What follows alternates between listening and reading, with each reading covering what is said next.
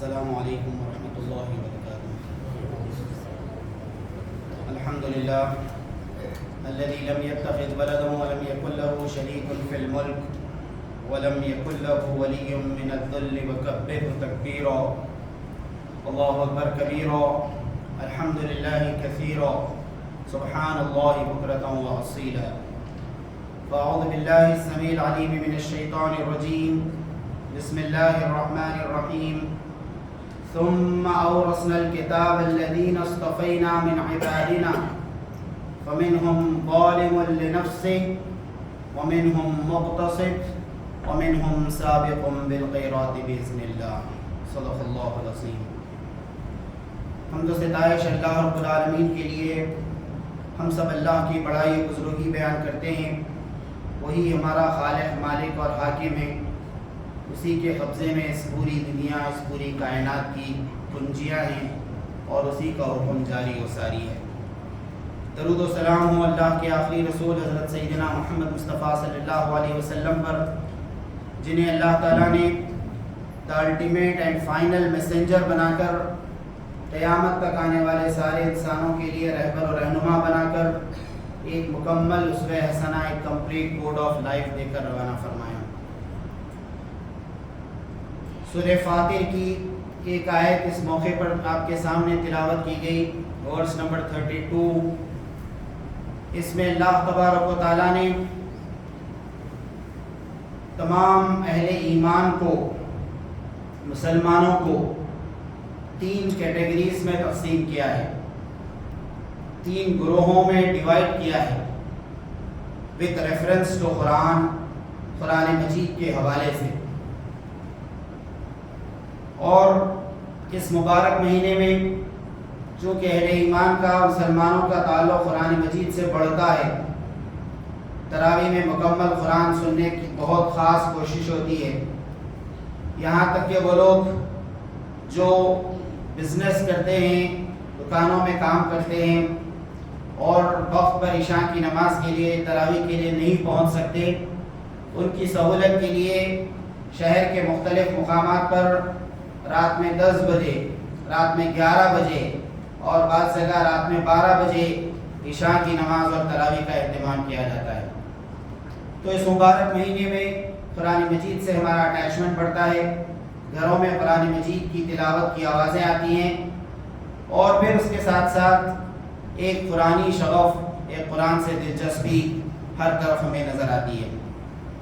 تو آئیے دیکھیں کہ اللہ تعالیٰ نے سورہ فاطر میں قرآن مجید پر ایمان لانے والوں کو، اہل ایمان کو جو 3 کیٹیگریز میں ڈیوائڈ کیا ہے، 3 حصوں میں، 3 زمروں میں جو بانٹا ہے، اس میں کس مقام پر کھڑا ہوا ہوں اور آپ کس مقام پر ٹھہرے ہوئے ہیں، کون سی کیٹیگری میں ہم اپنی پوزیشن بنا سکے ہیں اب تک، اس کا ہم جائزہ لیتے ہیں۔ سورہ فاطر میں اللہ تعالیٰ نے فرمایا کہ ثم اورثنا الکتاب، ہم نے اس قرآن مجید کا وارث بنایا۔ وراثت کا لفظ انہیریٹنس کے لیے استعمال کیا جاتا ہے، اور وارث کہتے ہیں انہیریٹرز کو، وہ لوگ جن کو وراثت میں کچھ ملا ہے۔ ایک صاحب کا انتقال ہوا، انہوں نے 1 کروڑ روپے کی پراپرٹی چھوڑی اور ان کا ایک بیٹا ہے، اسے وہ پراپرٹی مل گئی تو وہ اس پراپرٹی کا انہیریٹر ہے اور اس جائیداد کا وہ وارث ہے۔ قرآن مجید نے کہا کہ مسلمان قرآن مجید کے وارث ہیں۔ انہیریٹنس میں، وراثت کے اندر ایک بہت بڑی چیز ملی ہے، اور وہ بڑی چیز اللہ کی آخری کتاب قرآن مجید۔ دنیا میں جو وراثت ملتی ہے اس کے ڈوبنے کا خطرہ رہتا ہے، خاص طور سے وہ لوگ جو نکمے اور ناخلف ہوتے ہیں، جو اپنے باپ دادا کے، اپنے فور فادرز کے بزنس کو نہیں چلا سکتے، جنہیں بہت ریڈی میڈ تیاری کے ساتھ ایک تھالی میں رکھ کر یا سونے کا چمچہ لے کر منہ میں پیدا ہوتے ہیں، انہیں ہر چیز تیار کر کے دی جاتی ہے لیکن وہ اپنے خاندانی بزنس کو ڈبا دیتے ہیں۔ وہ انہیریٹنس میں ملنے والے پیسے کو چند دنوں میں ضائع کر دیتے ہیں، ختم کر دیتے ہیں۔ چنانچہ آپ نے دیکھا کہ نظام خاندان کے بڑے بڑے تعلق رکھنے والے نواب اور صاحبزادے آج گورنمنٹ سے پینشن کے لیے یا پھر کچھ مدد کے لیے درخواست کرتے ہوئے نظر آتے ہیں۔ وہ لوگ جن کو وراثت میں ایک پلاٹ 1 ایکڑ زمین ایسا کچھ نہیں ملی تھی، انہیں انہیریٹنس میں، انہیں وراثت میں گاؤں کے گاؤں ملتے تھے. حکومت انہیں ان کے لیے ایک آرڈر جاری کرتی تھی کہ فلاں گاؤں ان کو الاٹ کر دیا جاتا ہے، 500 ایکڑ 1000 ایکڑ زمین ان کو الاٹ کر دی جاتی ہے. ان کا معاملہ یہ ہے کہ آج وہ حکومت سے مدد کی اپیل کرتے ہوئے نظر آتے ہیں، کرائے کے گھروں میں رہتے ہوئے نظر آتے ہیں. کم ترکوا من جنات وعیون، کتنے ہی باغات اور چشمے چھوڑ کر چلے گئے. وزروع ومقام کریم، شاندار قسم کی کھیتیاں، بہترین فارم ہاؤس. وزروع ومقام کریم، بڑے ریسپیکٹیبل قسم کے مکانات، بڑے زبردست قسم کے گھر. ونعمت كانوا فيها فاكهين، اور پھر یہ کہ وہ شاندار نعمتیں جس میں وہ مزے کر رہے تھے. كذلك وورثناها قوما آخرين، بعد والوں کو ان کا وارث بنا دیا. کوئی اور آئے اس پر قابض ہو گئے، کوئی اور آئے اور ان کا کنٹرول ہو گیا، کسی اور کے ہاتھ میں وہ سب چیزیں چلی گئیں. قرآن مجید نے یہ بات بہت پہلے بتا دی تھی. تو اہل ایمان سے، مسلمانوں سے کہا گیا کہ تمہیں پراپرٹی کا وارث نہیں بنایا گیا، تمہیں قلعوں کا وارث نہیں بنایا گیا، بڑے بڑے فورٹس کا وارث نہیں بنایا گیا، عالیشان قسم کے مونومنٹس کا وارث تمہیں نہیں بنایا گیا، بڑے بڑے فیڈرل بینکس کا وارث اور انہیریٹرز تمہیں نہیں بنایا گیا، اور پھر تمہیں خاص کلچر اور سویلائزیشن کا بھی وارث نہیں بنایا گیا. ثم اورثنا الکتاب، ہم نے اپنی آخری کتاب قرآن مجید کا وارث تم کو بنایا. اور اس کی خاصیت یہ ہے کہ جس طرح دنیا کی جائیدادیں اور پراپرٹیز ڈوب جاتی ہیں، اس میں ڈوبنے کا کوئی خطرہ نہیں ہے. اللہ تبارک و تعالیٰ نے خود اس کی حفاظت کا ذمہ لیا ہے. 14ویں پارے میں سورۃ الحجر پڑھیے، انا نحن نزلنا الذکر وانا لہ لحافظون، ہم نے ہی اس قرآن مجید کو نازل کیا ہے اور ہم ہی اس کی حفاظت کرنے والے ہیں. تو یہ قرآن مجید وراثت میں ملا ہے مسلمانوں کو، اہل ایمان کو، اس لیے کہ قیامت تک اب کوئی نبی اور کوئی رسول آنے والے نہیں.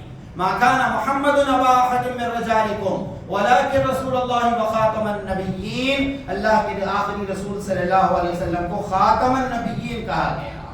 لا نبی بعدی، نبی کریم صلی اللہ علیہ وسلم نے ارشاد فرمایا میرے بعد کوئی نبی نہیں. اگر کوئی دعویٰ کرے گا، کلیم کرے گا، تو وہ اس دعوے میں جھوٹا ہوگا اور اس سے جہاد کرنا مسلمانوں پر فرض قرار پائے گا اگر کوئی نبوت کا دعویٰ کرے. اور اس فتنے کی سرکوبی کرنا، اس کو ختم کرنا، یہ مسلمانوں پر لازم ہوگا. جیسے کہ حضرت ابوبکر صدیق رضی اللہ تعالیٰ نے، ایک آدمی جس کا نام مسیلمہ تھا، اس نے نبوت کا دعویٰ کیا تھا تو اس نے جدوجہد کی، اس نے مقابلہ کیا اور اس پورے فتنے کو ختم کر دیا. تو کہا گیا کہ مسلمانوں تمہیں ہم نے اس قرآن مجید کا وارث بنایا ہے. اور اس سے پہلے جو توریت نازل کی گئی تھی موسیٰ علیہ السلام پر، جو انجیل بھیجی گئی تھی حضرت عیسیٰ علیہ السلام پر، صحف ابراہیم و موسیٰ، حضرت ابراہیم علیہ السلام پر جو صحیفے نازل کیے گئے تھے، ان کا وارث بھی ان کے ماننے والوں کو بنایا گیا. لیکن ان لوگوں نے کیا کیا؟ قرآن مجید نے چارج شیٹ پیش کی ان کے خلاف. سب سے پہلا کام انہوں نے توریت کے ساتھ، بائبل کے ساتھ، انجیل کے ساتھ اور دوسری کتابوں کے ساتھ یہ کیا کہ وَنَسُوا حَظًّا مِّمَّا ذُكِّرُوا بِهِ، جو انہیں حفظ کرایا گیا تھا، یاد دلایا گیا تھا، اس کا ایک بڑا حصہ انہوں نے بھلا دیا، اسے فراموش کر دیا. اسی لیے قرآن مجید کو یاد کرنا اور اس کے بعد بھول جانا یہ بہت بڑا گناہ قرار دیا گیا. کہ ایک آدمی حفظ قرآن کرے اور اسے بھول جائے، ایک آدمی سورہ یاسین یاد کرے اور اسے بھول جائے، ایک آدمی سورہ مزمل یاد کرے اور اسے بھول جائے، اسے بڑا گناہ قرار دیا گیا. لہٰذا جب بھی قرآن مجید کا کوئی حصہ حفظ کریں تو ہم نمازوں میں، سنت نمازوں کے اندر، تہجد میں یا خالی وقت میں، ڈرائیونگ کرتے وقت، گاڑی چلاتے وقت ہم وہ سورتوں کو ریوائز کرتے رہیں، پڑھتے. ایک حافظ قرآن نے یہ بات بتائی تھی کہ میرا حفظ جو اتنا اچھا ہے اور میں بغیر تیاری کے قرآن مجید پڑھاتا ہوں، اور یہ کہ ہر سال تراویح پڑھاتا ہوں. ان کی عمر 60 سال کے قریب تھی. تو انہوں نے کہا کہ گھر سے نکل کر جاب کو جاتا ہوں اور گھر سے گاڑی کے کک مار کر اسٹارٹ کرتے ہوئے جو ایک پارا شروع کرتا ہوں تو جاب کو پہنچنے تک وہ پورا پارا ختم ہوتا ہے بغیر دیکھے. تو ریوائز کرتے رہنا چاہیے. اور گزشتہ امتوں کی جو FIR قرآن مجید نے بنائی ہے، اس میں پہلا جرم ان کا جو فرسٹ کرائم بیان کیا ہے، وَنَسُوا حَظًّا مِّمَّا ذُكِّرُوا بِهِ، جو ان کو یاد دلایا گیا تھا انہوں نے اسے بھلا دیا انہوں نے. دوسرا جرم یہ بیان کیا گیا کہ جو چیزیں ان کو مشکل معلوم ہوئی، توریت کا کوئی حکم مشکل معلوم ہوا، خاص طور سے یہودیوں کو فائنانشیل معاملات بڑے مشکل معلوم، پیسہ ہم کمائیں اور زکات غریب کو دیں، محنت ہم کریں اور صدقہ فقیر کو دیں، یہ کیسے ہو سکتا ہے؟ میں کماؤں گا تو میں کھاؤں گا، یا میں کماؤں گا تو میرے بیٹے کھائیں گے، میری اولاد کھائے، کسی اور کو میں نہیں دوں۔ یہ کانسیپٹ ان کو سمجھ میں نہیں آ سکا کہ اللہ تعالیٰ نے کسی غریب کو آپ کے دروازے پر بھیجا ہے زکوٰۃ یا صدقہ لینے کے لیے، تو یہ اللہ تعالیٰ کا ایک بہت بڑا انعام ہے۔ اگر وہ چاہتا تو ریورس کر دیتا، آپ کو زکوٰۃ لینے کے لیے اس کے گھر پر بھیجتا۔ یہ اس کی اتھارٹی ہے، اس کا کنٹرول ہے، اس کا اختیار۔ تو کہا گیا کہ دوسرا جرم ان کا یہ تھا یحرفون الکلم عن مواضعہ، کہ جو اللہ تعالیٰ نے احکامات دیے تھے اس میں جو جو حکم مشکل معلوم ہوا اس کو انہوں نے تبدیل کر دیا، آلٹریشن کر دیا، ڈائلیوٹ کر دیا اس کو، اور اس احکامات پر وہ عمل نہیں کر سکے تھے تو ان کے اندر گلٹی فیلنگ آنا تھا، شرمندگی ہونا تھا کہ اللہ کا یہ حکم ہے، اس پر عمل نہیں کر سک رہے، اس کے بجائے اس حکم کو ہی تبدیل کر دیا، فقہ تبدیل کر دی، اصول تبدیل کر دیے کتابوں کی، اور اپنی مرضی سے اس میں آلٹریشن کیا۔ یحرفون الکلم عن مواضعہ۔ تیسرا خطرناک کام انہوں نے یہ کیا، اور اس وقت مسلمان اس کے اندر بہت بڑی تعداد میں مبتلا ہیں۔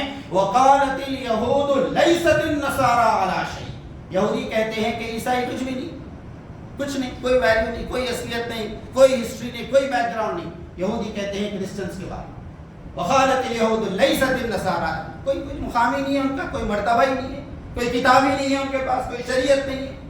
اور اس کے جواب میں وہ بھی یہی کہنے لگے، وقالت النصارى، کرسچن جواب میں کیا کہنے لگے، لیست الیہود علی شیء، یہودیوں کے پاس کیا ہے، کچھ نہیں۔ اب دونوں ایک دوسرے کی تکفیر کرنے لگے، ہم ہی حق پر ہیں، انا الحق، ہم ہی حق پر ہیں، سچائی ہمارے پاس، ٹروتھ ہمارے پاس، فقہ ہمارے پاس، کتاب ہمارے پاس، نبی کی سیرت ہمارے پاس، تمہارے پاس کچھ نہیں۔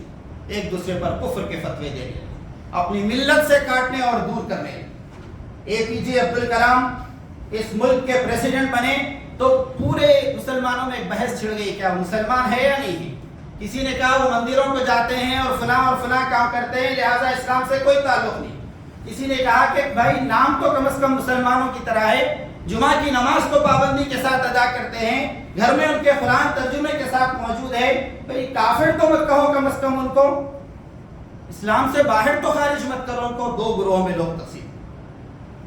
تو آپ دیکھتے ہیں کہ ایک دوسرے کو کافر قرار دینا، لوگوں کو اپنی ملت سے دور کر دینا، ایک دوسری جماعتوں کے بارے میں یہ کہنا کہ ان کے پاس کچھ نہیں ہے، سب ہمارے پاس، وہ گمراہ ہیں، ہم سچ پر ہیں۔ یہ تکفیر کے فتوے انہوں نے دیے۔ وقالت الیہود لیست النصارى علی شیء وقالت النصارى لیست الیہود علی شیء۔ قرآن آگے کہتا ہے وہم یتلون الکتاب، وہ کتاب کی تلاوت کرتے ہیں، یہ یہودی توریت پڑھتے ہیں، یہ عیسائی بائبل انجیل پڑھتے ہیں، یہ سب چیزیں ان کو معلوم ہیں کہ توریت بھی پیغمبر پر نازل کردہ کتاب ہے، اور انجیل بھی حضرت عیسیٰ علیہ السلام ایک پروفٹ، ایک میسنجر پر نازل ہونے والی کتاب۔ اس کے باوجود کہتے ہیں ان کے پاس کوئی چیز نہیں۔ تو یہ کام انہوں نے کیا کہ جو انہیں کتاب کا وارث بنایا گیا تھا، انہیریٹنس میں انہیں اللہ کی کتابیں دی گئی تھیں، اس کی انہوں نے قدر نہیں کی۔ تب اللہ تبارک و تعالیٰ نے حضرت ابراہیم علیہ السلام سے کیے گئے وعدے کو پورا کیا۔ کیا وعدہ کیا تھا اللہ تعالیٰ نے حضرت ابراہیم علیہ السلام سے؟ انی جاعلک للناس اماما، اے ابراہیم میں تم کو پورے انسانوں کا امام بنا رہا ہوں، لیڈرشپ تمہیں عطا کی جا رہی ہے۔ تو جواب میں حضرت ابراہیم علیہ السلام نے اللہ تعالیٰ سے سوال کیا، قال ومن ذریتی، ٹھیک ہے آپ مجھے امام بنا رہے ہیں، لیڈرشپ مجھے دے رہے ہیں، ومن ذریتی، میرے بعد جو میری اولاد آئے گی، میری نیکسٹ جنریشنز آئیں گے، ان کے بارے میں آپ کا کیا وعدہ ہے؟ 30 سال 40 سال کے بعد آدمی اپنے لیے نہیں جیتا، اپنی اولاد کے لیے جیتا ہے۔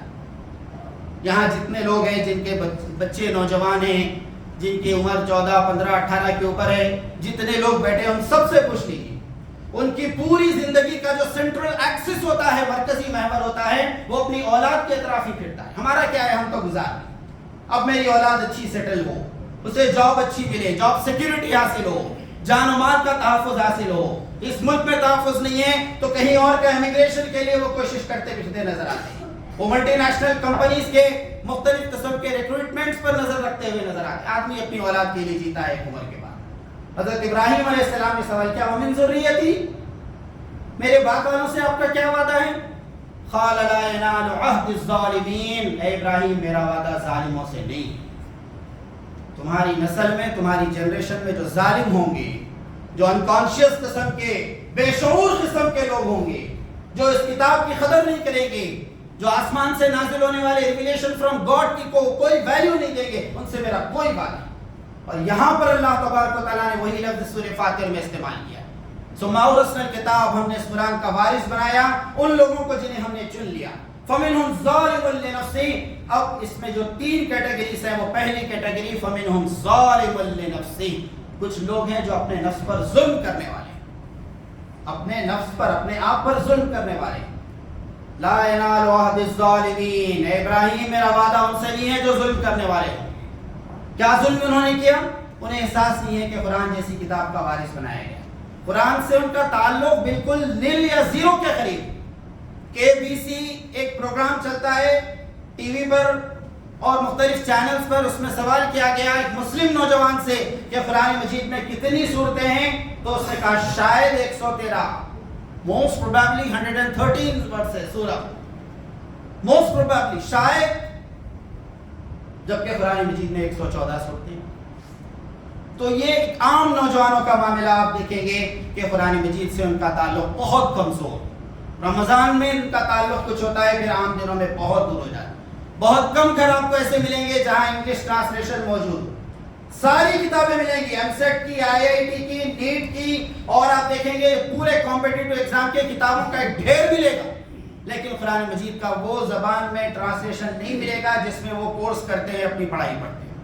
اردو ترجمائیں جو دادی ماں پڑھتی ہیں، فارسی ترجمائیں اور پرانے لوگ جانتے تھے، لیکن انگلش ٹرانسلیشن موجود نہیں، ہندی آتی ہے تو ہندی ٹرانسلیشن موجود نہیں۔ تو ہمارا تعلق قرآن سے صحیح طور پر نہیں ہو سکا جیسے کہ ہونا چاہیے۔ قرآن مجید نے ایسے لوگوں کے بارے میں کہا فَمِنْهُمْ ظَالِمٌ لِنَفْسِهِ، یہ قرآن کے وارث ہیں، انہیریٹنس میں ان کو قرآن ملا ہے، یہ نہیں سمجھتے، کبھی یہ ویسٹرن کلچر کے وارث سمجھتے ہیں، کبھی یہ کمیونزم کے وارث اپنے آپ کو سمجھتے ہیں۔ دہلی کے مشہور یونیورسٹی جامعہ ملیہ اسلامیہ، نام دیکھیے جامعہ ملیہ اسلامیہ، وہاں پر ایک بڑی تعداد میں مسلم نوجوان یہ سلوگن لگاتے ہوئے آپ کو نظر آتے ہیں، لال سلام، لال سلام، یعنی کہ کمیونزم کے ماننے والے ہیں، اپنے آپ کو کامریڈ کہتے ہیں، خدا کے انکاری ہیں، اسلام سے ان کا کوئی تعلق نہیں ہے، نام مسلمانوں کی طرح لال سلام کے۔ تو قرآن مجید نے کہا ظالم لنفسہ، یہ اپنے آپ پر ظلم کرنے والے۔ تو یہ پہلی کیٹیگری ہے، ہمیں چیک کرنا ہے کہ کیا ہم خدا نخواستہ، خدا نہ کرے کہ اس کیٹیگری میں تو نہیں آتے، ہمارا اٹیچمنٹ بھی اتنا کمزور تو نہیں ہے قرآن میں، اگر ہے تو پھر یہ بہت رونے کا، افسوس کرنے کا مقام۔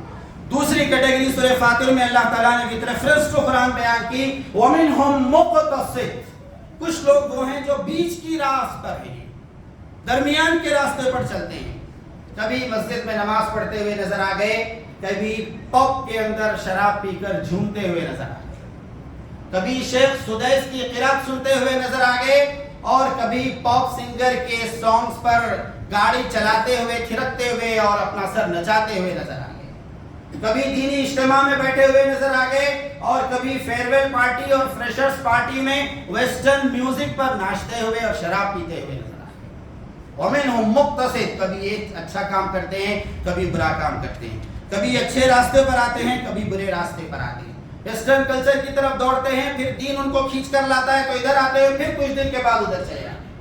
وَمِنْهُمْ مُقْتَصِدٌ، بیچ بیچ کے راستے پر چلتے ہیں۔ وَمِنَ النَّاسِ مَن يَعْبُدُ اللَّهَ عَلَى حَرْفٍ، سورہ حج میں کہا گیا انسانوں میں کوئی ایسا بھی ہے جو بارڈر پر رہ کر اللہ کی عبادت کرتا ہے، کنارے پر۔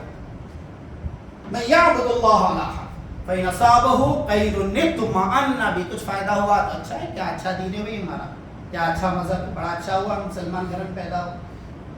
وَإِنْ أَصَابَتْهُ فِتْنَةٌ انقلب عَلَى وَجْهِهِ، ذرا کہیں مصیبت پریشانی آ گئی وہ الٹے پاؤں پھر جاتے ہیں، دین چھوڑ کر بھاگنے لگتے ہیں، اسلام سے اپنا تعلق ظاہر نہیں کرنا چاہتے۔ امریکہ میں مسلمانوں کا نام پوچھ پوچھ کر حملہ کیا گیا، لوگوں نے کہا کہ بھئی ہمیں کیوں نشانہ بنا رہے ہو، ہمیں کیوں مار پیٹ کر رہے ہو، ہم نے تو داڑھی نہیں رکھی، ہم نے تو ٹوپی نہیں پہنی، ہم تو نماز بھی نہیں پڑھتے ہیں، اور ہم اپنا ملک چھوڑ کر یہاں آئے ہیں، ویسٹرن کلچر کو ہم چاہتے ہیں۔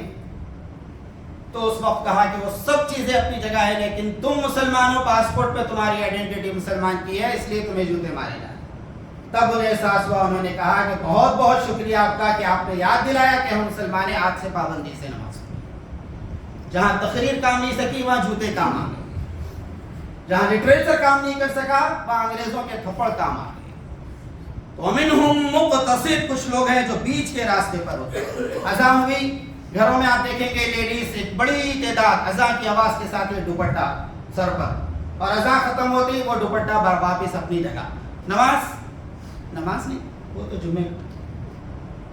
تو اذان کا احترام نماز ہے، اذان کا پریکٹیکل امپیکٹ یہ ہے کہ نماز کی تیاری کرے آدمی، بس ایک دوپٹہ لگایا اور بس ختم، اس کے بعد ہٹا۔ گوشت کی دکان پر جائیے، گانے لگ رہے ہیں زوردار آواز میں، اذان کی آواز کے ساتھ ہی گانے بند، اور اذان ختم ہوتی گانے شروع۔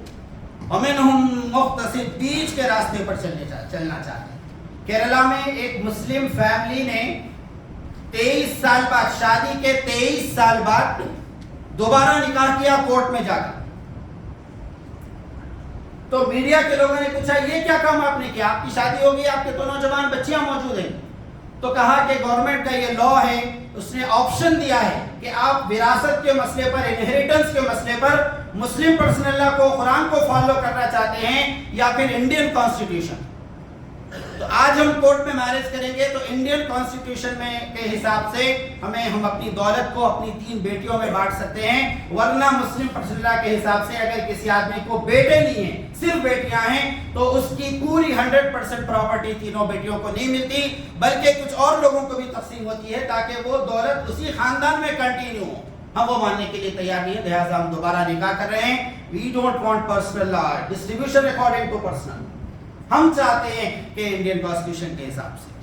تو یہ ظالم لنفسی ومنہم مقتصد، علامہ اقبال نے بہت سخت انداز سے کہا تھا، گرچہ ملت کا جوان زندہ نظر آتا ہے، دیکھنے میں تو زندہ معلوم ہوتا ہے مسلم نوجوان، گرچہ ملت کا جوان زندہ نظر آتا ہے، مردہ ہے، مانگ کے لایا ہے فرنگی کا نفس،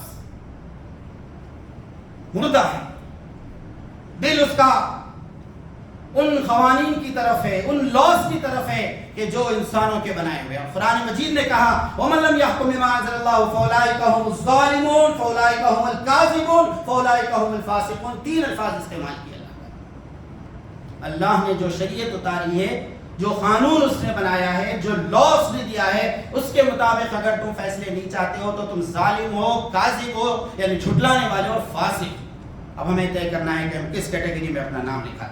اور آخری بات یہ بیان کی گئی کہ وَمِنْهُمْ سَابِقٌ بِالْخَيْرَاتِ، اور کچھ لوگ وہ ہیں جو نیکیوں میں سبقت کرنے والے ہیں، آگے بڑھ کر نیکیاں کرتے ہیں، آگے بڑھ کر قرآن کی خدمت کرتے ہیں۔ ہاں بھائی کیا کام ہے؟ یہ قرآن مجید اپنی کالونی میں، اپنے محلے میں ان تمام لوگوں کو پہنچانا ہے جو تیلگو اور انگلش بولتے ہیں، ان کے ٹرانسلیشن۔ چلیے میں اس کام کے لیے تیار، اس قرآن مجید کا میسج لوگوں کو پہنچانا ہے، چلیے میں اس کام کے لیے تیار، اس قرآن مجید کو تجوید سے پڑھنے کا ماحول بنانا ہے، چلیے میں اس کام کے لیے تیار، قرآن پڑھنے کے لیے میٹنگ ہو رہی ہے، انڈرسٹینڈنگ آف قرآن کے سرکل بنائے جا رہے ہیں، میں اس کو جوائن کرنے کے لیے تیار۔ فاستبقوا الخیرات، آگے بڑھ کر قرآن مجید کی خدمت کرنے والے یہ وہ لوگ ہوں گے جو اللہ تعالیٰ کی خوب نعمتیں پائیں گے، نیکیوں میں آگے بڑھنے والی ہے۔ تیسری کیٹیگری ہے، اس کے لیے ہم کو تیار ہونا ہے، اپنے ٹیلنٹس کو، اپنی سکلز کو پیش کرنا ہے۔ حضرت زید بن ثابت رضی اللہ تعالیٰ بیٹھے ہوئے ہیں، نبی کریم صلی اللہ علیہ وسلم کے سامنے ہیبریو لینگویج میں، عبرانی زبان میں خط آیا، پوچھا کوئی جانتے ہو؟ لوگوں نے کہا کوئی نہیں جانتے، یہ لینگویج ہمارے لیے بالکل نہیں ہے۔ تو زید بن ثابت رضی اللہ تعالیٰ نے کھڑے ہوئے کہا یا رسول اللہ صلی اللہ علیہ وسلم، میں جاؤں گا، لینگویج سیکھوں گا، یہ خط پڑھ کر سنا۔ اور زیادہ ٹائم انہوں نے نہیں لگایا، بہت فیو ویکس وہ وہاں پر آئے، چند ہفتوں میں آئے نبی کریم صلی اللہ علیہ وسلم کے پاس اور آ کر کہا کہ اب میں اس کا ٹرانسلیشن بھی سنا سکتا ہوں، اس کا جواب بھی لکھ کر بھیج سکتا ہوں۔ اسلام کے لیے اپنے صلاحیتوں کا، اپنے ٹیلنٹس کا استعمال کریں۔ علامہ اقبال نے میسیج دیا تھا، غلامی میں نہ کام آتی ہیں شمشیریں نہ تدبیریں، جو ذوق یقین پیدا تو کٹ جاتی ہے زنجیریں، کوئی اندازہ کر سکتا ہے اس کے زور بازو کا، نگاہ مرد مومن سے بدل جاتی ہے تقدیریں، ولایت بادشاہی علم اشیاء کی جہانگیری، یہ سب کیا ہیں فقط ایک نقطۂ ایمان کی تفسیریں، یہ سب کیا ہیں فقط ایک نقطۂ ایمان کی تفسیریں۔ اللہ تعالیٰ ان باتوں پر غور کرنے اور عمل کرنے کی توفیق عطا فرما۔ رب اغفر وارحم وانت خیر